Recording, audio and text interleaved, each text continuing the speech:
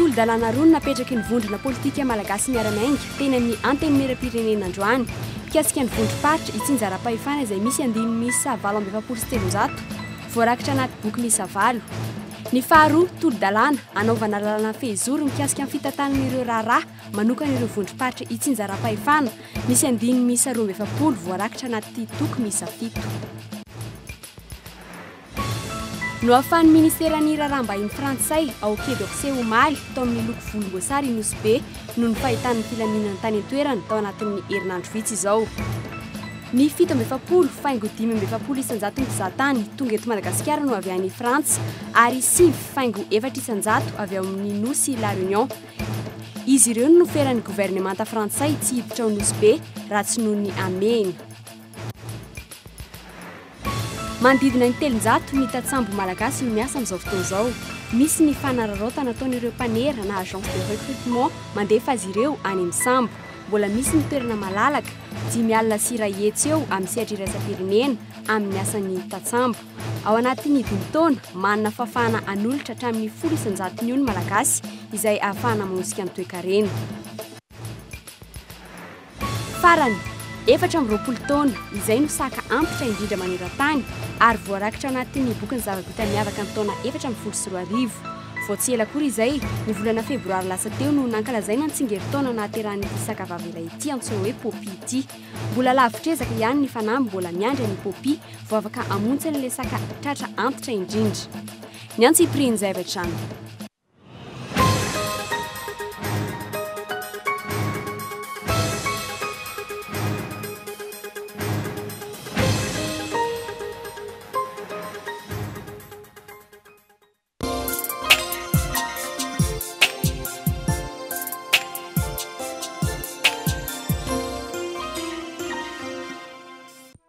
Senia Saada, Groupe Colina, des Mercantiles Assurances avancent et deviennent Saham Assurance.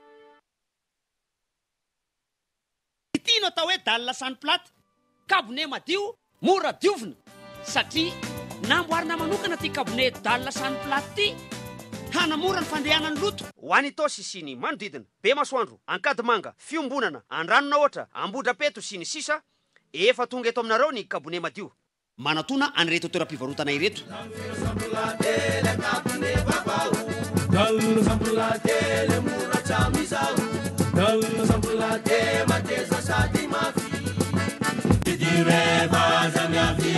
Kabone madio misy karazany hafa maro isafidianana. Zayahay.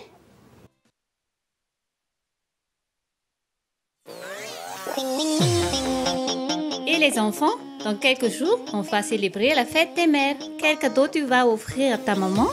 Un brushing. Et toi, Fabio? Une fleur et un rice cooker. Nous allons acheter un fer à lisser pour maman. Et où trouve-t-on tous ces cadeaux? Chez Paul et Maîtresse.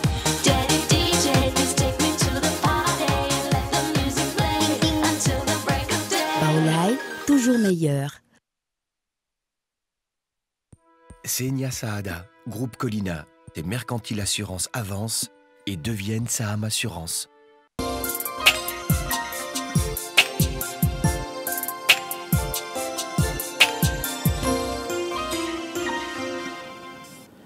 Ampifaliana indray no itsidian'ny sampana fampalalam-baovao ny tokantranonao amin'izao ariva izao miaraba tompokolahy makasitraka tompoko vavy no manasanao ampanajana hanaraka ny fampalalam-baovao hatramin'ny farany.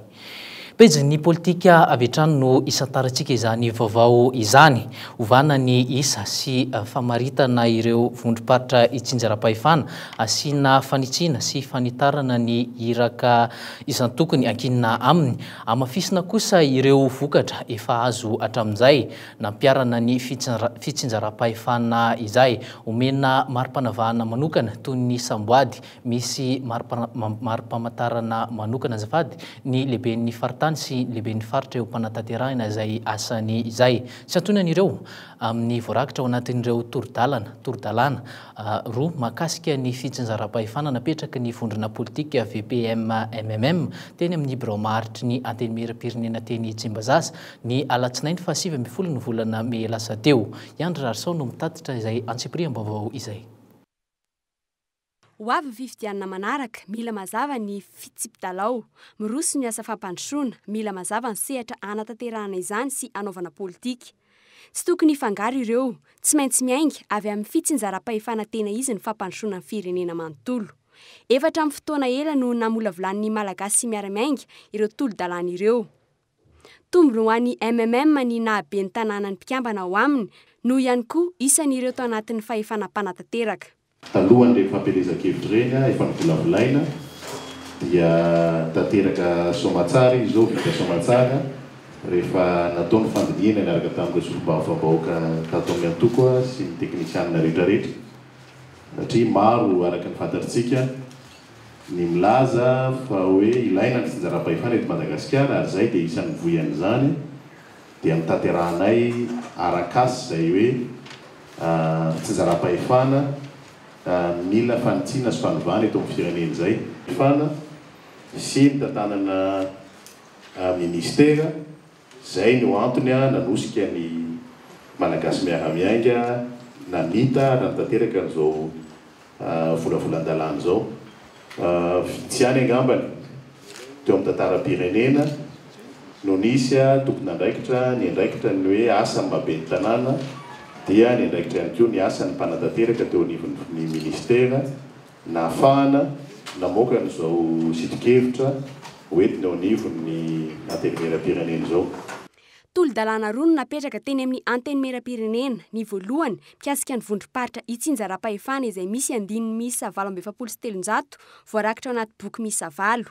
Ny faharoa tolo-dalàna anaovana lalàna fehizoro mikasika amin'ny fitantanana ireo raharaha manokana ireo vondrom-paritra itsinjaram-pahefana misy andininy miisa 12 voarakitra anaty toky miisa 7. Raha ny lalàna voalohany dia misy andininy 12 ilay lalàna fehizoro natolotra ary ny lalàna mikasika ny fitantanana ny vondrom-paritra itsinjaram-pahefana dia raha tsy diso misy andininy 7,700 ilazana amintsika zany 7,700 ilazana amintsika fa tena asa be mieritreretina mba asa hitondrasoan'ny firenena tena notanterahana sy nizahana napetraka tato anatin'izy ity. Isan'ireo fanavaozana lehibe ao anatin'ireo tolo-dalàna roa natolotry ny VPM MMM ireto ny fanatanterahana ny fanangana ireo vondron-draharahan'ny mpiasa-panjakany fotony sy ny fametrahana toeram-panofanana manokana ho azy ireo, ny fametrahana fiaraha-miombonantoka eo amin'ny fanjakana sy ny tsy miankina, ny fiaraha-miasa itsinjaram-pahefana sy eo amin'ireo samy vondrom-paritra. Misy ny fanovana lay délimitation famaritana sy ny isany ireo vondrom-bahoaka itsinjaram-pahefana. Tokony hifanaraka amin'ilay filamy ilay fampandrosoan'ilay faritra ny ao anatiny izay ataontsika hoe tandrifim-pahefana na ny compétence sy ny iraka na ny mission izay ho ataony ilay vondrom-bahoaka itsinjaram-pahefana. Manana 30 andro ny birao maharitra araka ny lalàna mifehy ny antenimera andinika sy anolotra ho ao amin'ny ordre du jour ity tolo-dalàna ity hodin'ny solombavambahoaka rehetra sy akana fankatoavany. Fanirian'ny mpikambana malagasy sy miara-miainga ny andalovana ity tolo-dalàna natolony ity ho amin'izao fivoriana ara-potoana izao fa tsy sanatria anaovana fivoriana tsy ara-potoana ny fankatoavana azy. Iverenantsika ao anatin'ny fampalalam-baovao rahampitsomo ny antsipirian'ireo volavolan-dalàna ireo. Raha fitina zany dia ny mahakasika ny fampandraisana anjara mivantana ny vahoaka malagasy amin'ny fampandrosoana, amin'ny fiainam-pirenena ary indrindra amin'ny fanatsarana ny fiainana isam-baravarana. Fa notanterahina tamin'ity androany ity teny amin'ny lapam-panjakana Iavoloha ny famindram-pahefana eo amin'ny komandin'ny mpiambina ny filoham-pirenena izay nandraisan'ny kolonely Sondrota Lala ny fibaikona izany. Taorian'ny filan-kevitry ny minisitra kosa dia nisy ny fanomezan'ny filoham-pirenena fiara tsy mataho-dalana miisa 530 ho an'ny mpitandro ny filaminana. Nahazo 570 isa tsirairay avy ny polisy pirenena, ny zandary ary ny tafika malagasy. Izy ihany koa ny fiara tsy mataho-dalana 12 izay alefa manokana any amin'ireo faritra be mpizahatany. Fiarakodia vaovao avokoa moa ireto natolotra ireto. Tsy mbola fantatra kosa ny momba ireo fiara tsy mataho-dalana miisa 503 izay nifandrohitana tao amin'ny seranantsambon'ny Tomasina izay efa nalain'ny fiadidian'ny Repoblika. Mbola andrasana ihany koa ny fomba itsinjarana ireo fiara-panjakana toy ny Toyota Yaris, Mondeo sy ny sisa izay nampiasan'ny fitondrana tetezamita teo aloha. Ireto fiara vaovao ireto kosa dia tafiditra ao anatin'ny toky izay nomen'ny filoham-pirenena Hery Rajaonarimampianina hanampiana amin'ny fitandrona ny fandriampahalemana manerana ny nosy. Makasika izay pejy politika izay hatrany dia makasika ny fifandraisantsika amin'ireo any ivelany. Efa nentina tamintsika teto amin'ny fampahalalam-baovao ihany tamin'ity herinandro ity ny momba ny fepetra izay tokony andrasana ho raisin'ny fanjakana momba ireo masoivo malagasy any ivelany. Fantatra androany fa nisorona tsy ho masoivon'ny Madagasikara ny Suisy intsony sy eo anivon'ny firenena mikambana Ramatoa Annick Rajoelina izay notendren'ny filohan'ny tetezamita teo aloha. Tsy mbola voatendry tamin'ny filan-kevitry ny ministra androany kosa izay hosolony izay Ramatoa Annick Rajoelina izay. Fa manao pimaso ankolaka amin'ireo ben'ny tanàna amperinasa ny mpitondra fanjakana ankehitriny amin'ny fanatsarana ny fiara-miasa ho avy ho an'ny renivohitra te Antananarivo. Sarotra ny anairana ny anarenana ny tanàna, tsy maintsy amoraina ny fifandraisana amin'ireo tanàna goavana manodidina. Tsy ho ela ny fanombohan'ny tetikasa Grand Tana, tetikasa izay hoentina manongitra ny fitohanan'ny fifamoivoizana eto an-drenivohitra eto. Renivohitra iarahana miasa amin'ireo komuna manodidina. Tetikasa goavana izay andaniana vola antapitrisan'ny miliara ariary. Andro Rarso. Lalambe Mikidana mampifandraina Antananarivo amin'ireo komina manodidina, fahatongavan'ireo mpamatsy vola nangana foto-drafitrasa lehibe sy orinasa maro samihafa amin'ireo komina ivelany Antananarivo, ampahany amin'ny tombotsoa azo amin'ny fijoroana amin'ny fametrahany ilay antsoina hoe Grand Tana. Efa ela norey izany resaka izany, hatreto aloha mbola fampanantenana fotsiny ihany. Mbola fampanantenana fotsiny ihany koa ve ny an'ny minisitrim-panjakana sy ny PDS n'Antananarivo. Ny lokaloka ny ministra fa ho vita amin'izay izy ity. Tsy resaka olona io fefaviana napetraka ny président de la République zay efa lany bahoaka fa raha fa kely ny 5 taona izy nipetraka eo. Ny asa ho arosy dia tsy miankina amin'izay olona eo. Tsy maintsy ho an'ny tombotsoan'ny betsaka dia ny mpitondra tsy maintsy miray saina amin'ny zavatra izay atao. Ny ady hevitra tsy maintsy misy, za moa dia miteny an'izay foana. Atomboka saingy tsy fantatra hoe raha oviana na manao ahoana, tsy nambara ny androany ny fomba hirosoana amin'izany. Iandry ny fahavitan'ny fifidianana ben'ny tanàna ve izany, nilaza raha teo ny PDS fa tsy afaka mamaritra dian'izao izay tena asa goavana ho atao any Antananarivo renivohitra. Ka efa niresaka teto moa zasy minisitrim-panjakana ny amin'ny hoe inona ny tokony atao mbola horesahana aminareo amin'ny manaraka le izy fa efa ho avy tsy ho ela ihany izany zavatra rehetra izany. Tsy ny mpitantana n'Antananarivo renivohitra ihany no raisin'ny minisitrim-panjakana toy izao, fa ifandimby andalo amin'ity ministera-panjakana ity avokoa ireo ben'ny tanàna rehetra manerana ny nosy na ambonivohitra na ambanivohitra, iarahana midinika amin'izay foto-drafitrasa lehibe sahaza ny komina tsirairay.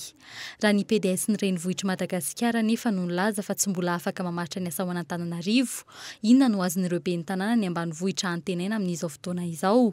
Itarak'izany fa karazan'ny pimaso manokana ataon'ny fanjakana amin'ireo ben'ny tanàna ankehitriny sady ity fihaonana ity mahalona ny fifidianana kominaly ho avy eo. Eo amin'ny pejy ny toe-karena kosa indray dia antenaina ho tsara ny tany fiavian'ireo teratany frantsay amin'izao telovolana mialohan'ny vanim-potoana ny fizahantany izao. No ahafahan'ny ministeran'ny raharaham-bahiny frantsay ao Quai d'Orsay omaly tao amin'ny loko volomboasary inosy be noho ny fahitana ny filaminana tany antoerana tato anatin'ny herinandro vitsy izay. Matoky ny vokatry ity fanapahan-kevitra ity ireo mpandraraha eo amin'ny osehatra io na dia mbola mety tsy ho amin'ny haute saison ho avy izao aza. Ny andro indrindra sono mitatitra izay vaovao izay. Nahitana fienana hatramin'ny 777 alina ny isan'ireo mpizahatany tonga teto Madagasikara hatramin'ny andohan'ity taona ity, raha nahatratra hatramin'ny 2,797 alina sy 1 hetsy izany tamin'ny taona 2013. Ny fanasokajina nosy be ao anatin'ny faritra volomboasary taorian'ny fandorana velona teratany frantsay roa tamin'ny volana oktobra 2024 no antony nameran'ny fanjakana frantsay ireo mponina ao aminy tsy azo any nosy be. Nanomboka teo nahitana fienana hatramin'ny 500 ny tany famandrea-toerana ataon'ireo vahiny amin'ireo mpandraharaha eo amin'ny sehatry ny fizahantany toy ny tour opérateur sy ny trano fandraisam-bahiny tao nosy be. Nisy tamin'izy ireo no voaterina nakatom-baravarana vokatra izany. Ankehitriny mananteny ireo mpandraharaha ireo fa hiverina amin'ny laony ny fizahantany ao nosy be sy manerana ny Madagasikara. Misy fivoarany lehibe ny fizahantany eto amintsika. Manomboka mety tsy mbola amin'ity taona ity ny filatsany mivantana fa mety manomboka amin'ny taona ho avy eo dia mino zay fa hivoatra ilay izy. Ny 17 faingo 17 ny mpizahatany tonga teto Madagasikara no avy any Frantsa ary ny 9 faingo 400 avy eo amin'ny Nosy La Réunion. Izy ireo no feran'ny gouvernemanta frantsay tsy hiditra ao nosy be raha tsy noho ny ameana. Tsy nosy be ihany anefa ny voakasika ity fandrarahana ity noho ny fieveran'ny ankamaroan'ireo mpizahatany fa mitovy ny zava-misy manerana ny Madagasikara. Amin'izao fotoana izao tsy ny famerenina ireo mpizahatany frantsay ireo ihany no tanjona fa ny ampiroboroboany indrindra ihany koa ireo mpizahatany avy amin'ny firenena hafa. Misy fivelarana tokony atao zany mba ahafahantsika mivelatra amina marché hafa zany hoe tsy miasa amin'ny marché frantsay fotsiny intsontsika zany fa tena hoe mila misokatra ny marché hafa ahafahantsika mivelatra bebe kokoa zany dia amin'izay mahatratra ilay tanjona hoe 400 000 touristes amin'ny 2015. Ny famatsiana raha-pitaovana avy amin'ny filohampirenena anamafisana ny fandriam-pahalemana no fantatra fa isan'ny antony voalohany na ahafahany nosy be ao amin'ny faritra volomboasary. Na izany aza mbola mampitandry ireo mpizahatany maniry ny hitsidika nosy be ihany ny Quai d'Orsay amin'ny korotana mety hitranga izany hoe mbola ao anatin'ny faritra mavo iny faritra iny hatreto. Mbola hijanona amin'izay tontolon'ny fizahantany izay hatrany ny tsy fandoavana vinety touristique no ankamaroan'ireo tsy fanaran-dalàna tsikaritra ny ministeran'ny fizahantany nandritra ny fitsirihana nataony tamin'ny taona 2024 trano fandraisam-bahiny miisa 90 hatreto no voasazy vokatra izany. Miisa 750 sy 900 kosa ireo trano fandraisam-bahiny no tsirihan'ny ministeran'ny fizahantany tamin'ny taona 2024. Ny faritry Sofia sy Sava kosa no efa nanaovan'ny ministeran'ny fizahantany fitsirihana tamin'ity taona ity. Hoentin'ny sitraka Revonation ny andindininy. Miaentitra ny fitsirihana ataon'ny ministeran'ny fizahantany ireo trano fandraisam-bahiny amin'izao fotoana izao ragorakora izany teo aloha. Trano fandraisam-bahiny tany Mahanjanga, Toliary, Atsiranana ary Aloatra Mangoro no nanatanterahany ministeran'ny fizahantany fitsirihana tamin'ny taondasa. Trano fandraisam-bahiny miisa 750 sy 900 no voasava tamin'izany. Ireo trano mpandray vahiny zany, ny hôtel zany dia tokony hoe handoa ilay antsoina hoe taxe parafiskale vignette touristique zany anarany. Io zany rehefa hôtel zany misokotra dalàna zany tokony mandoa an'io taxe io zany isam-bolana alohan'ny 10 volana. Zay zany nitatsika hoe ny lalàna mipetraka zany raha atao aminay zany. Ka be dia be nefa ny hôtely raha tsikaritra zany tsy mahalohany io. Ho an'ny teto Antananarivo tsy manana antota-taratasy ara-dalàna ny 300 ireo trano fandraisam-bahiny no tsirihan'ny ministeran'ny fizahantany. Nomena feim-potoana izy ireo hikarakarana ireo antota-taratasy takiana ireo. Mikasika ny tsy fandoavana ny vignette touristique kosa indray, trano fandraisam-bahiny 90 hatreto ny tratrin'ny sazy. Ny aentitra kokoa ny sazy taorian'ny fanavoazana natao teo amin'ny lalàna mifeny sehatry ny fizahantany. Ireo zay trano fandraisam-bahiny izay tsy mahalohany le hoe le vignette touristique dia misy sazy henjakenjany ihany zany no mahazo azy satria heveriny manjakana zany fa feno foana zany eo amin'ny 700 zany le trano fandraisam-bahiny amin'ny sazy zany. Dia ambonin'izay moa zany dia mbola misy le antsoina hoe pénalité na amande zany 100 zany manomboka amin'ny 10 ariary ka hatramin'ny 20 ariary isaky ny mpanjifa ny vignette touristique alohan'ireo trano fandraisam-bahiny. Miankina amin'ny sokajy misy azy no amerana izany. fa isan'ny noresahana nandritra ny filan-kevitry ny ministra izay no tanterahana teny avoloha androany ny makasika indrindra ny raharaha any Atsimo. Fantatra fa hatramin'ny ny andohan'ny taona 2020 sy 2020 alatromby 430 no nitranga dahalo 770 sy fokon'olona 12 ary miaramila sy zandary 4 no maty tamin'izany. Omby 730 tamin'ny 270 sy 503 very no tafaverina tamin'ny tompony. Manoloana izany 30 andro zay 30 andro ny voafaritra ho fanatanterahana ny opération coup d'arrêt any Androy, Atsimo Andrefana, Menabe, Atsimo Atsinanana, Iorombe, Melaky, Bongolava ary Mahatsiaritra Ambony. Toy izao ny fanampanazavana. Fampiarana ny dinapokon'olona ho fiadiana amin'ny dahalo no antony fifanafiana ny tranga ny asabotsy sy alahady teo raha nambara ny solombavambahoaka ny Faradofay. Tsy afaka iandry ny programan'ny gouvernemanta izy ireo manoloan'izany fa tsy maintsy idina hijeriny zava-misy miaraka amin'ny filohan'ny voamera misana ny fiarovam-pirenena. Fangalaran'omby ny atombohany dia lasa fitsaram-bahoaka ny hafarany satria tamina fokotany anankiray nieritreretina fa niangan'le omby nangalarina dia rehefa aveo fokon'olona indray no nieritreretra hoe manafina dahalo le fokotany ka ny hafarany dia lasa ny commune anankenina fokon'olona avy amina commune anankenina no nandeha nanapatra ny atezerany tamin'le fokotany nandoro ny tanàna tao amin'le fokotany tao nandositra daholo ny olona ao amin'le fokotany. Miovaovatra ny taremarika momba ny vokatry ity tsy fandriam-pahalemana amin'ny tranga ny Atsimon'ny Nosy ity. Fianakaviana anjato no efa manomboka miverina tsikelikely amin'ny toeram-ponenany tamin'ireo tanàna voalaza fa notafian'ny dahalo hatramin'ny andro any atoandro. Saika tsy mbola azom-baovao kosa ireo tompon'andraikitra ny antoerana mitarika ilay opération coup d'arrêt natao tany amin'ny distrika Anambosary. Amin'izao fotoana zao ny commandant groupement ny gendarmerie any Anosy sy ny commandant compagnie zany any Andranodamba.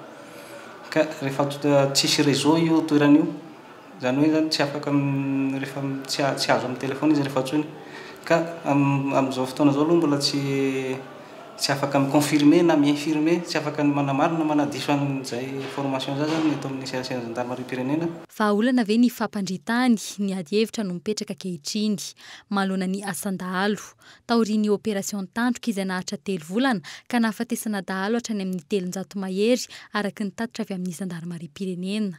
Tsy mbola tratry remenabila, tsy mbola voafeny alatromby, mbola rehatrany fifanenjehana sy ny aina hafoy. Inona no manome antoka fa ahomby ny opération coup d'arrêt manoloana ny fomba sy ny tarazo efa nisy hatramin'izay amin'ity resaka alatromby ity. Ho any amorontsiraka kosa isika ao anatin'ity fanadihadiana ity misy ireo olana goavana ny tatsambo malagasy amin'izao fotoana izao. Misy ireo mpanera manelanelana ireo tatsambo amin'ireo sambo izay ahafahana miasa. Tsy ampy ihany koa ny fanaramaso eo amin'ireo sistany sy sambo miasa eto Madagasikara raha ny nambaran'ny syndicat général maritime malagasy na ny Sigma androany. Ny asan'ny tatsambo izay nambaran'izy ireo fa asa afaka mivelatra tsara eto Madagasikara. Arahantsika ny manodidina 700 ny tatsambo malagasy no miasa amin'izao fotoana izao. Manana olana anefa izy ireny. Misy ny fanararaotana ataon'ireo mpanera na agence de recrutement mandefa azy ireo any amin'ny sambo. Tsy azo atao anefa izany. Satria mbola misy mikolikoly amin'izao fotoana izao. Ary tena tokony enjehana mafy mihitsy. Satria voatery mandoa hatrany amin'ny roa tapitrisa ariary ny olona izay mitady asa amin'ny sehatry ny ranomasina vao mahazo ny atao hoe fascicule provisoire. Mbola misy toerana malalaka manodidina ny 5 alina sy 100 hetsy eo amin'ny sehatra iraisam-pirenena amin'ny asan'ny tatsambo. Ao anatin'ny 5 taona manana fahafahana hanolotra hatramin'ny 10 isan-jatony io ny malagasy izay ahafahana manosika ny toe-karena. Amin'izao fotoana izao manodidina ny $10 isam-bolana ny karaman'ny tatsambo malagasy iray. Araka lalàna iraisam-pirenena nivoaka tamin'ny taona 2014 anefa tokony hisy ny fampitoviana ny karaman'ireo tatsambo rehetra maneran-tany. Tsy mbola nanao sonia io fifanarahana io i Madagasikara. Ny atao hoe karama farany ambany manerana an'izao tontolo izao ho an'ny tatsambo ara-barotra aloha nanomboana azy ity. Izany hoe tsisy latsaky $1000. Raha 5 arivo zay no mitondra farafahakeliny an'le hoe $1000 makaty amintsika isam-bolana fa misy $15 millions zany. io fifanarahana io ihany koa no entina hamaritra ny fiarovana ny faritra masin'i Madagasikara amin'ny lafiny rehetra ho itao ny fanalalahana ny fanomezana asa eo anivon'ny sehatra an-dranomasina ka isan'izany ny fanaraha-maso ny kalitaon'ny solika ampidirina eto Madagasikara. Ny fampiakarana anisan'ireo mpizahatany amin'ny alalan'ireo bateau de croisière izay afaka mitondra hatramin'ny mpitsidika 9,000. Eo ihany koa ny fanaraha-maso ireo entana rehetra mivezivezy amin'ny ranomasina ka ahafahana manafoana ny fanoranana antsokosoko. Na izany aza, mbola olana lehibe ho an'ny fanjakana malagasy ny tsy fananana sambo ahafahan'ireo malagasy miasa noho izy ireny lafo vidy ny sampitondra entana iray izay mitetina hatramin'ny $10,000. Izay no mahakasika an'ireny tatsambo ireny sy ny asany ivadiantsika eo amin'ny trangam-piarahamonina lalany digy fitrangan'ny lozam-pifamoivoizana matetika. Omaly zao fiara tsy mataho-dalana iray no nifatratra tamin'ny fiara taksi be iray Difijanahary no tsy nisin'ny ainana fohy tamin'izany lozam-pifamoivoizana izany. Olona 7 no naratra, roa kosa no tena vomafy. Arao ny fanadidina. Mafy ny fifandonana, potika ny lohan'ilay fiara tsy mataho-dalana. Vaky tanteraka ny fitaratra ilay taksi be mampitoy any Ivato sy ny renivohitra. Difijanahary ny tsisian'ny ainana fohy tamin'ity lozam-pifamoivoizana ity teto amin'ny lalany digy Andotapenaka. Fotoana izay fodin'ny olona ka nahabe ny fitohanan'ny fiara. Dia teto amin'izay ny tohana ny embouteillage ilay mandeha moramora deuxième. Ohatran'ny ray seconde tonga dia mipoka be ohatran'ny basy ity tômôbiliny ity ny donan'ny vodiny ity. Donan'ny vodiny tômôbilina iantokito. Dia ilay chauffeur zany mamy be zany le chauffeur dia nisy tavangina mitondra an'ity Land Rover ity. Ny faniliana ny fadisoana, fijanonana tapoka mpiakatra mpandeha nataon'ilay taksi be sa fandehanana mafy sy fisotro toaka nataon'ny mpamily an'ilay 4x4. Taksi be to alohan'ny itany io. Dia mety maty zany raha hoe nandray olona. Fa lavidavitra nge fa eny efa nandray olona zay nampatonga an'ilay izy.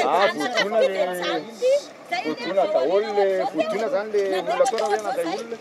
Le taksi be le mbola vakalaina.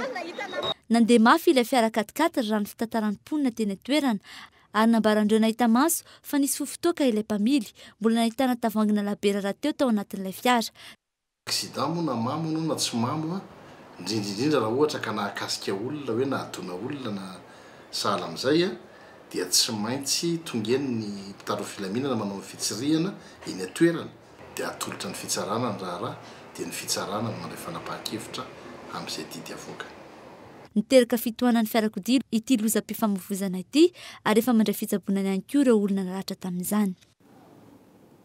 Eo amin'ny pejy sosialy kosa indray 20, 20 sy ny 20 ny volana izao fakana pension ho an'ireo be antitra saika efa mazatra ny mahita lahy antitra sy vavy antitra maro mitanjozotra milahatra maraina mandra-parivin'ny andro. Iombonany toerana maro eto an-drenivohitra izany ho an'ny Antaninarenina manokana izay mandray paka pension hatramin'ny 503 mandritra ny tontolo andro. Isan'ny zava-baovao ny fanatsarana ny toeram-piandrasan'ny be antitra manoloana ny filarana sy ny fiandrasana ora maro. Iverakotsafo no mitatitra ny fanadidina. Fatoriana amin'ny alina miandry laharana, fandehanana amin'ny alina amonjy filarana amin'ny ray maraina, tsy misakafo maraina sy atoandro, raha tara vao milahatra, atsika sy ranonerika, raha fitinina, be antitra n'arivo isam-bolana no miaritra izany vao mahazo vola fisotron-dronono. Izany hoe, misy be antitra milahatra, mijoro, mitalapetraka, nona mandritra ny tontolo andro vao mahazo pension. Eto Antaninarenina, nahitana vahaolana io fahorian'ny be antitra isam-bolana io. 15 minitra raha irindrindra ny be antitra iray no milahatra. Ilay terminal à guichet io, terminal à ticket azafady, hitantsika io izay mizara ticket zany napetraka io mba ho fanatsarana ihany hatrany ilay fandoavam-bola teo amin'ny système teo aloha zany raha le piqué à fil raha 30 minitra ianao ohatra no fijanonanao ato raha ka vola manomboka amin'ny fidiranao tsy am'varavarana ka mpandrapivoanao zao efa mba lasa eo amin'ny 15 minitra eo zany ny faharetan'izay. 503 amin'ny andro voalohany, 2 amin'ny andro faharoa ary 1 latsaka amin'ny andro fahatelo ny be antitra maka pension eto. Hatramin'le nisy n'ity numéro ty zany efa mba milamindamina zao satria maka an'ity le paiement de pension ty aby zany dia maka numéro dia mihainy numéro no zany vakiny eo dia tonga dia manatona. Mihatsara be mihitsy aloha izay izy satria tsy milahatra tsony le olona le fijoroana manko ny tena mandreraka be anay be antitra zany fa zao efa mipetraka dia efa fa miatsara e fa mahafinaritra le izy tsy misy itsony araka izany ny filarana vao maraimbe eto Antaninarenina ihany anefa no ahitany ity rafitra fitsinjovana be antitra ity ary mbola mijanona ho vinavina ihany ny fanitarana ny tahaka izao any amin'ireo ivitoerana 20 hafa eto Andrenivohitra sy amin'ireo distrika manodidina. 7 alina eo no isan'ireo be antitra miandry fisotrondronono manerana Madagasikara ka fitsinjarana amin'ny alalan'ireo mpampindram-bola madinika no andrindrana ny fizarana any amin'ny faritra sy ny distrika sasany. Eo amin'ny pejy finoana kosa indray dia feno 7 taona amin'ity taona ity ny tily eto Madagasikara. Ho fankalazana izany sy ho famaranana ny herinandron'ny tily eto Madagasikara, hetsika lanonam-be ny tily no iarahana amin'izy ireo ny 1 ny volana Mey izao manomboka amin'ny 10 maraina. Dia be no anokafana ny hetsika manomboka eny amin'ny EPP Nanisana miazo eny amin'ny Coliseum Atsonjombe. Ampiavaka ny lanonana ny fiovan'ny endrika na ny dégusement iandraisan'ny tily rehetra ary fampisehoana iarahana amin'ireo mpanakanto ara-pilazantsara toy izao ny fanazavana. Hetsika maro samihafa karakaraina isaky ny faritany tily ka anisan'ny hetsika lehibe akaiky indrindra dia ny hetsika lanonam-be ny tily ao anatin'ny fankalazana ny herinandron'ny tily eto Madagasikara. Samy mankalaza ny herinandron'ny tily eto Madagasikara daholo ny tily rehetra manerana Madagasikara fa ny manokana ho an'ny eto Antananarivo sy ny manodidina dia atao amin'ny faraka amin'ny 30 volana Mey ny amin'ny Coliseum Atsonjombe. Io zany dia sady famaranana ny herinandron'ny tily eto Madagasikara no ilay antsoina hoe lanonam-be ny tily ao anatin'ny fankalazana fa 70 taona. Mahatratra 5:03 alina moa ny mpikambana ao amin'ny tily ankehitriny, misy mpanabe 3 miparitaka amin'ny vondrona mahery ny 700. Itoy eny anteroka ny 12 ny volana Jona izao ny fankalazana izany. Pejy ny fanatanjahantena kosa indray dia tapaka fa i Madagasikara no ampiatrano ny fiadinan'ny amboara eran-tany eo amin'ny Aya de Savate Boxe Française ny taona 17 sy 2000. Ireo délégationna iraisam-pirenena izay notarian'ny filohan'ny Julie Gabriel sy ny lefiny Duigo no nitafa tamin'ny Andriamasoro Jean Anissé izay ministry ny fanatanjahantena sy ny tanora omaly izay navelombolo ireo fédérationna iraisam-pirenena ireto izany. Marjona no mitatitra ny vaovao. Taorian'ny fitsidiany ireto anisan'ny délégationna mafonja avy any ivelany reto ny Premier ministre lehibe ny gouvernement tateny Mazorivo dia nandalo sy nitafa ihany koa tamin'ny ministry ny fanatanjahantena sy ny tanora Andriamosarso Jean Anissé teny Ambohijatovondray reto délégationna ao anatin'ny Savate Boxe Française ireto. Izay mpikambana feno anatin'ny délégationna iraisam-pirenena notarian'ny filohan'ny Jules Gabriel sy ny lefiny ihany koa izay nanaraka kaiky azy iteny dia Idigo niaraka tamin'ny filohan'ny fédérationna malagasy Rafiringa Solofoniaina. Ny ompanan'ny lahadinika sy ny resaka izay nifanaovana izy telo tota ireto ny fampiatranoa ny Madagasikara ny fiadinany amboara eran-tany atao amin'ny taona 17 ka fantatra fa vonona tanteraka i Madagasikara andray azy ity ary navelombolo ihany koa ireto délégationna iraisam-pirenena ireto no naheno izany.